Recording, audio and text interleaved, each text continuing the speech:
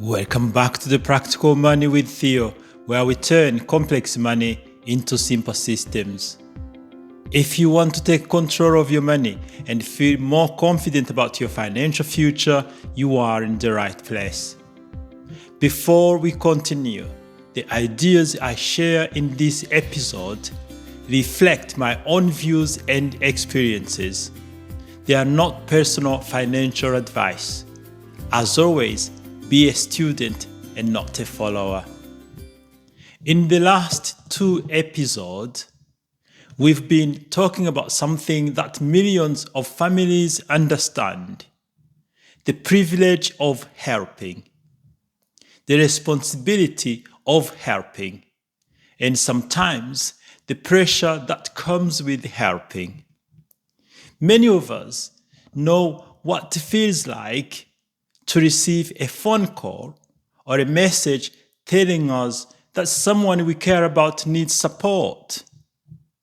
In that moment, our hearts want to say yes, but sometimes our bank accounts quietly say, be careful.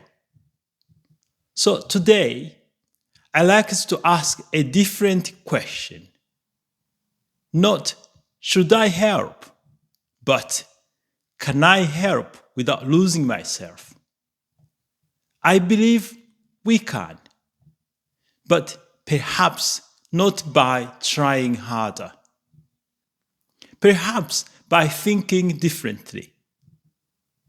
Imagine you are building a house. Every day you carry bricks one by one with bare hands. You work hard. You genuinely want to finish. But every evening you are exhausted.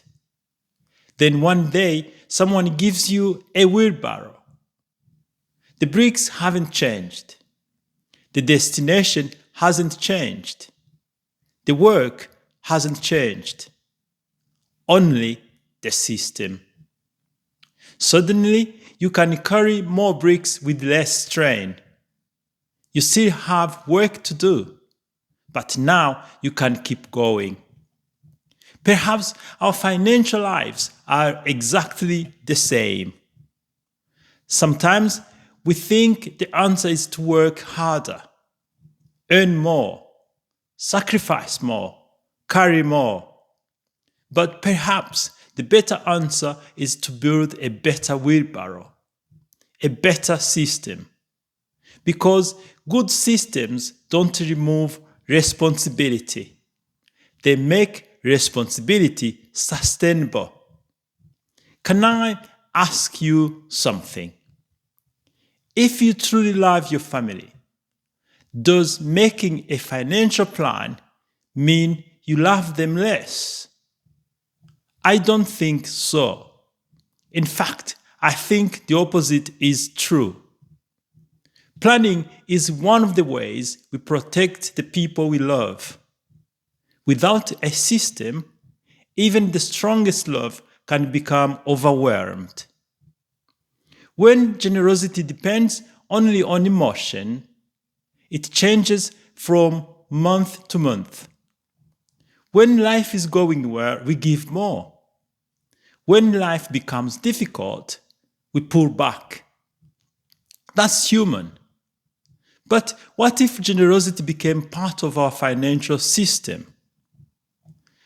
Not something we do only if there is money left at the end of the month, but something we intentionally prepare for. Not because we love people less, but because we want our love to last. A system doesn't replace kindness, it protects it. Many people don't like the word budget. It sounds restrictive. But I'd like to suggest another way of looking at it. Budget is simply a plan for what matters most. If your children matter, your budget should show it. If your retirement matters, your budget should show it. If helping other people matters, your budget should show it. Here is a question. If someone looked at your budget without knowing anything about you, what would they conclude matters most in your life? It is an interesting thought, isn't it?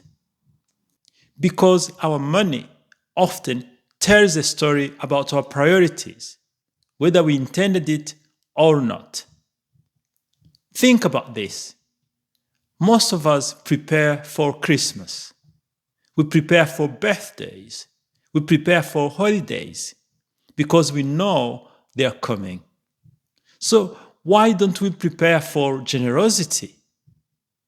Life will always bring moments when someone we care about needs help. We won't know exactly when, we won't know exactly how much, but we do know those moments will come. Perhaps generosity shouldn't always be treated as an interruption. Perhaps it should be recognized as one of life's responsibilities, something worth preparing for. I'm not saying we should prepare for every request. Life doesn't work like that. I'm saying we should prepare to be generous, because generosity without preparation can become panic. And panic rarely produces our best decisions. For a long time, I believed that if I simply earned more money, these problems would disappear. Sure, more income would mean less pressure. But life taught me something different. As income grows, responsibilities often grow too. Sometimes the requests grow with them. We have explored Parkinson's Law earlier on this channel. If you haven't seen it yet, I would really encourage you to watch it after this video. It explains simply why earning more money doesn't always solve our financial problems. So I slowly realized that the answer wasn't simply earning more. The answer was building better systems, helping in ways that I could sustain, not just for a few months, but for many years. That brings us to another important question. What kind of help creates the greatest good? Sometimes the right help is paying today's bills. Sometimes that's exactly what's needed. But sometimes help looks different. Sometimes it's helping someone complete an education, learn a new skill, start a small business, or simply giving them an opportunity they never had before.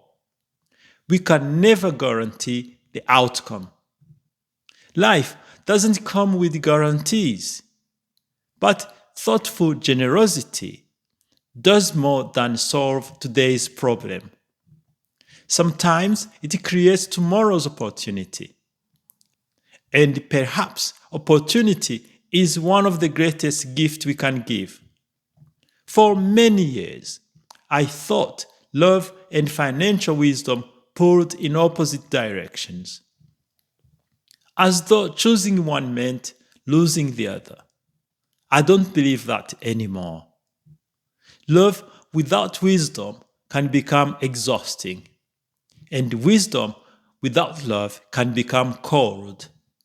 Surely the goal is both: to care deeply and to think carefully, to love generously and to plan wisely. Can I share something I've learned? Sometimes the hardest sentence to say is this: I wish I could do more. And if I could, I would. But this is what I can do without putting my own family's future at risk. Those words can feel uncomfortable, especially if you've always been the person who says yes. But honesty isn't selfishness. Sometimes honesty is wisdom, because there is something we all need to remember. Our love may be limitless. Our resources are not. Recognizing that doesn't make us less caring. It helps us care for longer. So, what have we learned today? I don't think the goal is to help less. I don't think the goal is simply to help more. I think the goal is to help sustainably. To build a life where generosity doesn't depend on guilt, panic, or whatever happens to be left at the end of the month. Instead, generosity becomes part of who we are. Let's go back to the wheelbarrow. The wheelbarrow didn't remove the work. It didn't make the bricks lighter. It simply made it possible to keep going. Perhaps that's exactly what good financial systems do. They don't remove our responsibility. They don't remove our compassion. They simply help us carry both much longer. And perhaps that's the kind of generosity we should all aim for.